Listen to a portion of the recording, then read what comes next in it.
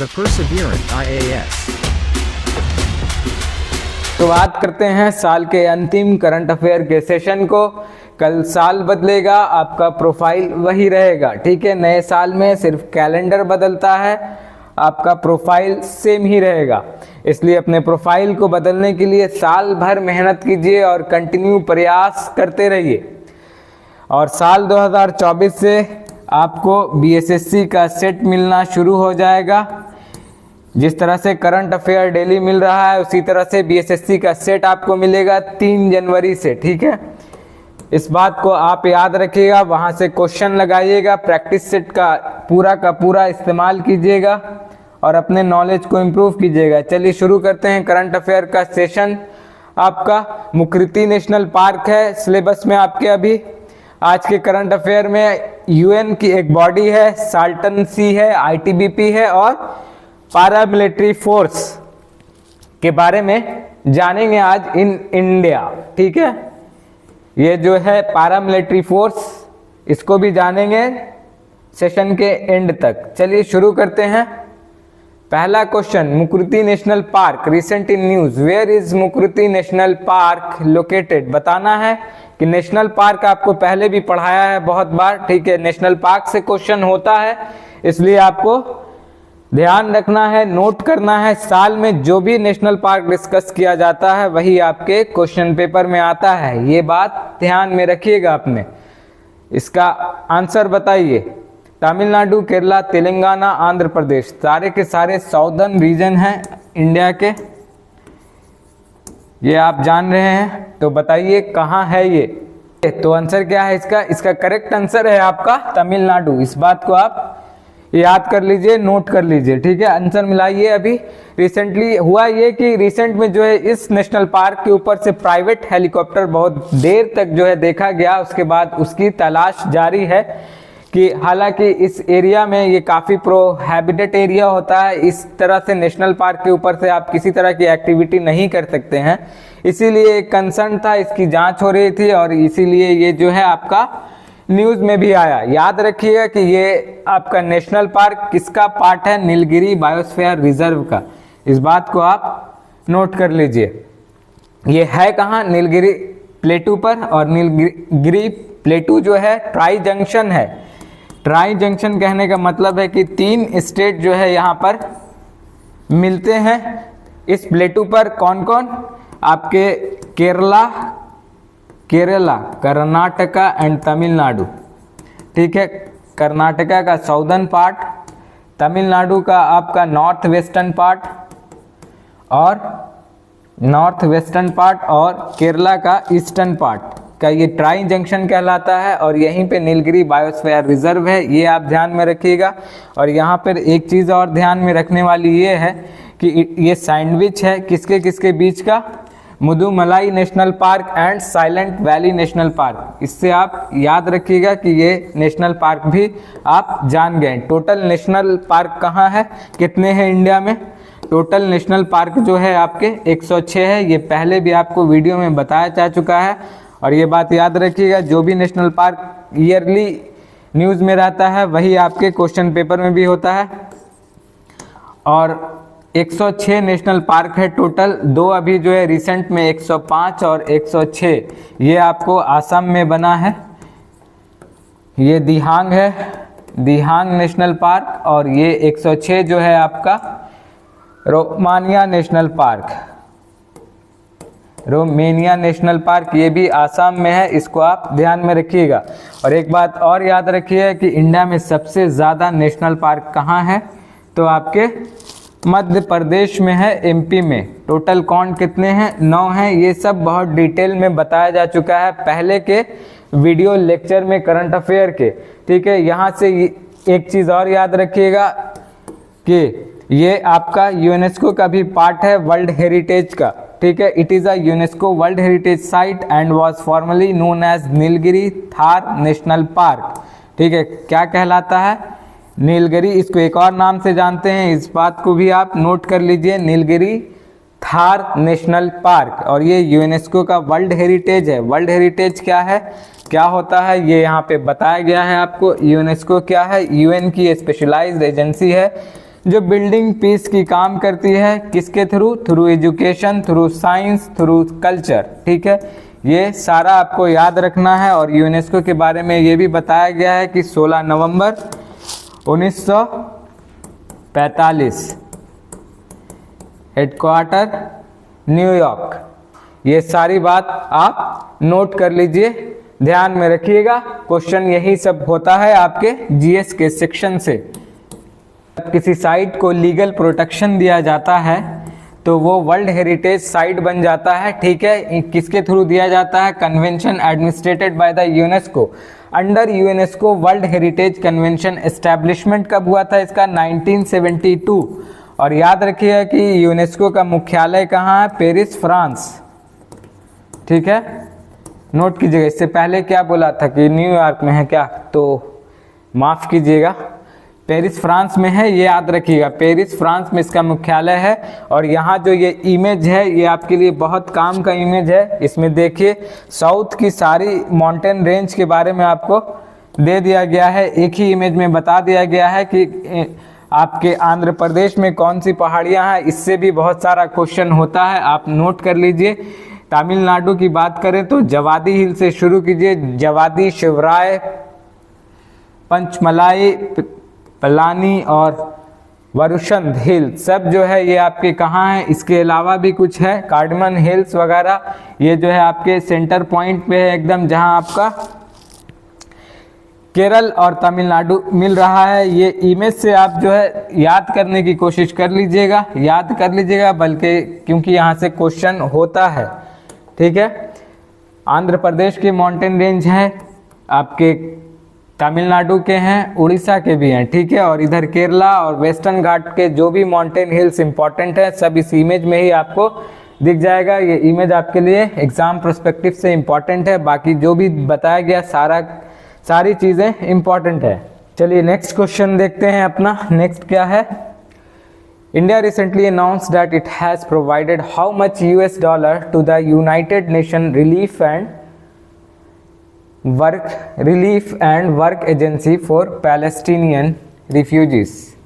ठीक है, कितना रुपया जो है इंडिया कितना रुपया डोनेट कर रहा है पैलेस्टीनियन रिफ्यूजीज को, ये आपको बताना है यहाँ पर। यहाँ पर आपको ये चीज़ जानना ज़रूरी है कि United Nation relief and work agency किसकी एजेंसी है, किसकी स्पेशलाइज्ड एजेंसी है? ये UNGA, United nation general assembly. ठीक है, जिसका हेडक्वार्टर कहाँ है आपका? न्यूयॉर्क। ये 6 ऑर्गन में से एक मेन ऑर्गन है, किसकी? UN की। और यही जो है इसको सपोर्ट करती है, ये इसी का एक विंग है। ठीक है, ये ध्यान रखिएगा, UNRWA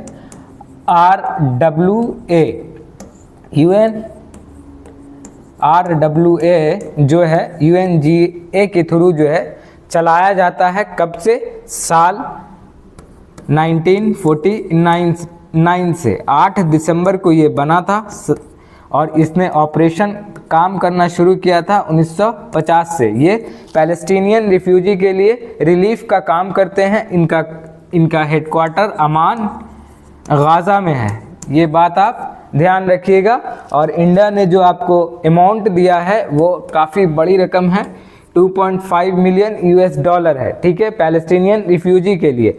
अब यूनाइटेड नेशन जनरल असेंबली से रिगार्डिंग कुछ और चीज़ें आप जान लीजिए जो आपके एग्ज़ाम प्रोस्पेक्टिव से बहुत ज़्यादा इम्पॉर्टेंट है। पहली तो UN की 6 परमानेंट बॉडी है, उसको आप याद रखिएगा, क्योंकि वहाँ से भी आपको क्वेश्चन पूछता है कि 6 परमानेंट बॉडी में से इनमें से कौन जो है नहीं है और कौन है। इस तरह से आपको जान के डाल के क्वेश्चन में पूछता रहता है।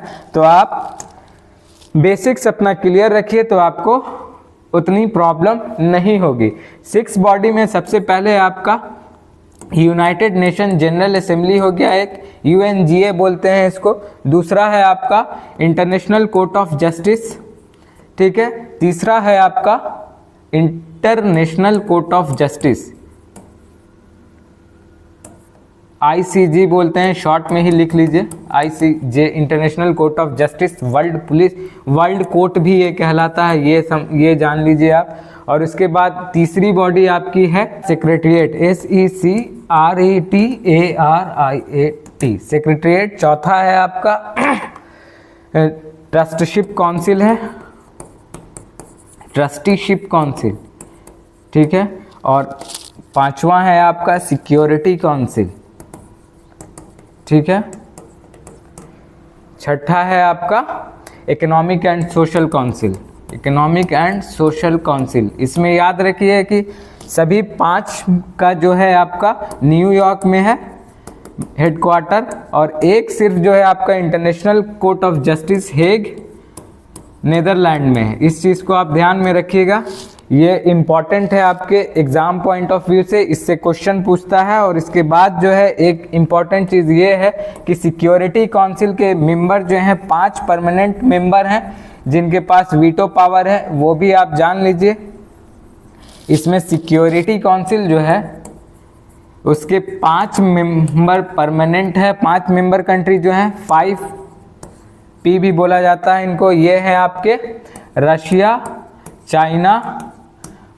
चाइना और फ्रांस, और इसके बाद यूके, यूएस। ये 5 परमानेंट मेंबर हैं, इसको आप ध्यान में रखिएगा। और इन्हीं के पास जो है वीटो पावर है, और 10 जो है आपके नॉन परमानेंट मेंबर हैं जो कि हर 2 साल पर रिटायर हो जाते हैं। ये सारी जानकारी जो है आपके लिए इम्पोर्टेंट है, इसको आप नोट कर लीजिएगा। जो भी बताया गया ये सारी जानकारी आपके लिए इम्पोर्टेंट था। अब आइए आंसर देख लीजिए इसका। तो आंसर में जो है 2.5 मिलियन करेक्ट आंसर है आपका। और पैलेस्टाइन रिफ्यूजीज के लिए जो है ये UNRWA किसके थ्रू मैनेज होता है, ये UNGA के through, United nation general assembly, जिसका न्यूयॉर्क में हेडक्वार्टर है। ये सारी बात आपको बता दिया गया। ये किस प्रोग्राम के थ्रू बना था, ये जो है अरब इजराइल वार 1948, जब आपको इडोटेरा प्लस करवा रहे थे उस टाइम ये चीज़ बहुत अच्छे से आपको बताया था। पुराना वीडियो देख लीजिएगा तो आपको पता चल जाएगा। यहाँ पे 3-4 वार को जो है डिस्कस किया था उस वीडियो में हमने, उसको आप देखिएगा। दिसंबर 1949 से स्टार्ट हुआ है ये, और असल में एक्चुअल में काम करना इसने कब शुरू किया, 1 मई 1950 से। इसका गाजा अमन गाजा में इसका जो है हेडक्वार्टर है, ये आप ध्यान में रखिएगा, ठीक है। तो यहाँ से सारी जानकारी आपके लिए इंपॉर्टेंट थी। नेक्स्ट क्वेश्चन देखते हैं। अब world largest lithium reserve recently discover by which country, ठीक है। कौन सी कंट्री में लार्जेस्ट डिस्कवर किया गया है अभी, वर्ल्ड लार्जेस्ट लिथियम रिजर्व को डिस्कवर किया गया। इससे एक क्वेश्चन और याद आया जिसको अभी शामिल नहीं किया है, आने वाले टाइम में शामिल करेंगे। NIO के नेशनल इंस्टीट्यूट ऑफ ओशियनोग्राफी के 2 इंडियन साइंटिस्ट ने रिसेंट में आपको अंडमान निकोबार में जो है एक्टिव सबमरीन वॉल्केनो को फाइंड आउट किया है। अभी उसको हम नेक्स्ट डे अच्छे से डिस्कस करेंगे। अभी रिसेंट का एकदम न्यूज़ है, आज ही का न्यूज़ है ये, आज 1-2 दिन पहले का न्यूज़ है। इसको कवर नहीं कर पाए, इसको अच्छे से कवर करेंगे। एक्टिव वॉल्केनो सबमरीन जो है क्रेटर सीमोंट जो है डिस्कवर हुआ आपको कहाँ, अंडमान निकोबार में, ठीक है। ऐसे भी सिस्मिक जोन 2007 से अंडमान निकोबार को जो है घोषित किया गया है। इस बात को आप ध्यान रखिएगा, नोट कर लीजिएगा इसको अच्छे से भी डिस्कस करेंगे। अभी फिलहाल ये क्वेश्चन बताइए, largest lithium reserve recently discovered कहाँ हुआ है आपको, तो ये हुआ है आपके USA में, ठीक है। इसको आप ध्यान में रखिएगा, इम्पॉर्टेंट है ये। यहाँ से लिथियम की खोज अभी पूरी दुनिया में चल रही है।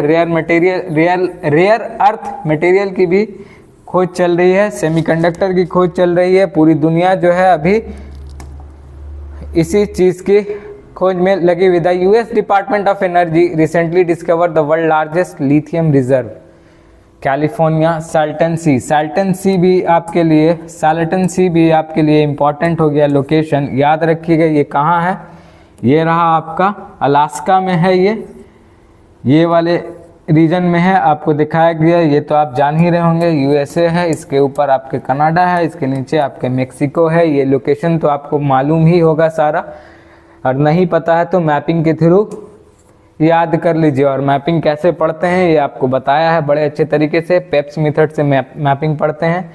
कहीं भी मैपिंग शुरू कीजिए तो सबसे पहले फिजिकल फ्यूचर देखिए, उसके बाद पॉलिटिकल फ्यूचर, उसके बाद आप इकोनॉमिकल फ्यूचर देखिए, उसके बाद वहाँ का सोशल स्ट्रक्चर देखिए, वहाँ की डाइवर्सिटी देखिए।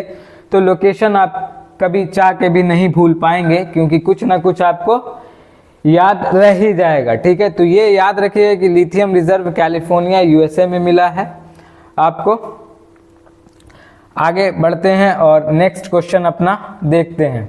और एक चीज़ यहाँ से इम्पॉर्टेंट ये है कि it is currently 28 feet below sea level. ये लोकेशन जो है आपके साल्टन सी की, ये बिलो है कितना, 228 फीट समुद्री तल से नीचे है, ये समुद्र लेवल से नीचे है। इस बात को आप ध्यान रखिएगा, इस तरह का क्वेश्चन आपसे पूछा जाता है एग्जाम में। साल्टन सी की लोकेशन आप ज़रूर याद रखिएगा। आगे बढ़ते हैं, नेक्स्ट क्वेश्चन देखते हैं। Who has been appointed as the new director general of ITBP। नए डायरेक्टर जनरल कौन बने हैं ITBP के? 2 डायरेक्टर नियुक्त हुए हैं, एक ITBP के हुए हैं एक, और एक CISF के। ठीक है, तो ITBP के हुए हैं राहुल रसगोत्रा। ठीक है, नेक्स्ट देखते हैं CISF की नीना सिंह हुई है। ये जो है नीना सिंह आपकी CIF की बनी है प्रमुख। और ये बात ध्यान रखिएगा कि ये पहली महिला है, जो पहली महिला डायरेक्टर हैं किसकी, CISF की, नीना सिंह। इस बात को आप ध्यान में रखिएगा, फर्स्ट होने की वजह से ये इंपॉर्टेंट हो गई हैं। कुछ इंपॉर्टेंट फैक्ट देख लीजिए।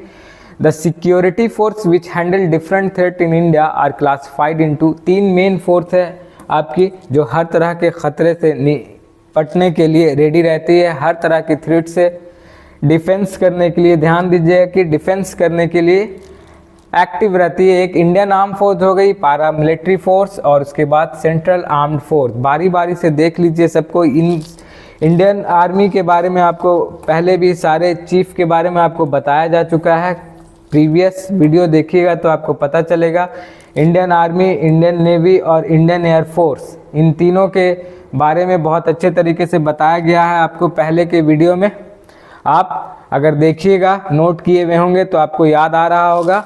आपको पहले भी बताया गया है तीनों आर्मी चीफ के बारे में, आपको याद है कि नहीं है देखना है। इंडियन आर्मी के हैं जनरल मनोज पांडे, ये आपको बताया गया था। इंडियन नेवी के R हरि कुमार हैं, ठीक है, और एयर फोर्स के आपके विवेक राम चौधरी।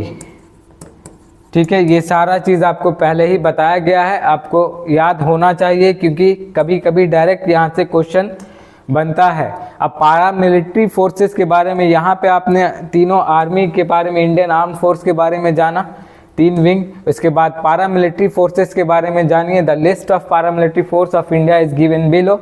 ये भी इंपॉर्टेंट है कि यहाँ से क्वेश्चन ये बनता है कि कौन सी, हर बॉडी की यहाँ पे अपना टास्क असाइन है, सब अपने निश्चित काम को ही करते हैं, इसीलिए ये सारी बॉडी अलग अलग बॉडी एक एक पारामिलिट्री फोर्स की डिफाइन की गई है। आप इसको ध्यान में रखिएगा। जिस तरह से आसम राइफल की अगर बात करें तो ये इंडो म्यांमार बॉर्डर जो 1643 किलोमीटर का है, उसकी सुरक्षा आसम राइफल के थ्रू होती है, और इसके साथ साथ पूरे नॉर्थ ईस्ट की सुरक्षा यही करते हैं। उसके बाद बॉर्डर सिक्योरिटी फोर्स, ये कब बनी थी? 1 दिसंबर 1965। इसका काम है आपको पाकिस्तान और बांग्लादेश की बाउंड्री को सेफ रखना। इसके बाद central industrial security force CISF, इसी के बारे में बताया गया कि नीना सिंह जो है इसी की अभी क्या बनी है? प्रमुख बनी है। इस बात को आप ध्यान रखिएगा, और ये आपके लिए रिस्पॉन्सिबल होती है ये बॉडी आपके लिए CISF।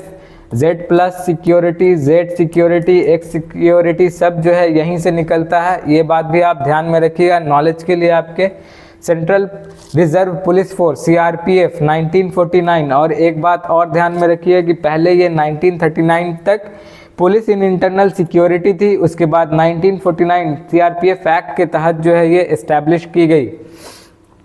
Then Indo Tibetan border police, ये भी न्यूज़ में था अभी, इसलिए इसको भी ध्यान में रखिएगा। 24 अक्टूबर 1962 नेशनल सिक्योरिटी गार्ड NSG। 22 सितंबर 1986, ठीक है, सशस्त्र सीमा बल SSB, मार्च 1963, ठीक है। ये सीमा बल जो है उत्तराखंड से लेके हिमाचल, आपको उसके बाद नेपाल का पूरा बॉर्डर, ये सब जो है सिक्योरिटी सशस्त्र सीमा बल के अंदर ही आता है। इस बात को आप ध्यान रखिएगा। भूटान तक ये सारी जानकारी जो यहाँ पे आपको दी गई, ये सब इम्पॉर्टेंट है आपके एग्जाम प्रोस्पेक्टिव से।